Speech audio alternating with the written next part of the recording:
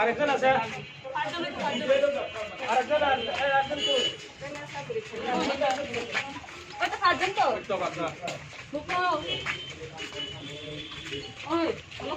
আরে এখানে কি জিনিস দিয়ে নিতে সেটা বাইর করতে হবে আপনি কি মানে গাজসা আরে আমরা কই না তুমি কইলা তুমি সময় তো পয়সা না করে স্যার রে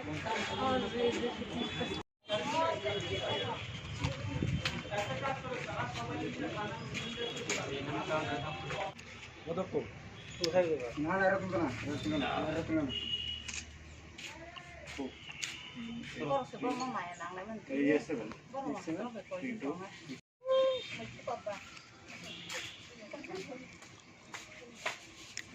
Ay, mayo, yang ono kripok sare. বলবো তুমি সে বাইরে ফিল করে বাইরে আয় আমি কিছু করতে না দিতে না দিলে তোমার হাতে লেগে যাবে আই তুমি তো একটু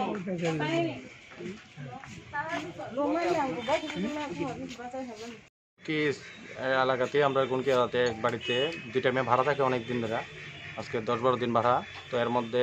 হঠাৎ করে আমার ক্লাবে খবর পাইলাম দৌড়ে এলাম আমরা দেখলাম এই বাড়িতে ভাড়া মেয়েগুলারে দুটো মেয়ে যে থাকে এখানে কাজের সন্ধানে বলে আসছে কোনো গ্রামের থেকে আইসে এই যেটুকু আমি শুনলাম তো 3জন বা 4জন মহিলা 4জন বলে আসলে শুনলাম যে একজন গেছে গা গিয়া আর 3জন তারা নিতে আইসে তো কিন্তু মেয়েরা জিজ্ঞেস করলাম যে তোমরা চিনোনি তারা মেয়েরা কান্তাছে দীক্ষা তারা আমরা নিয়ে আসলে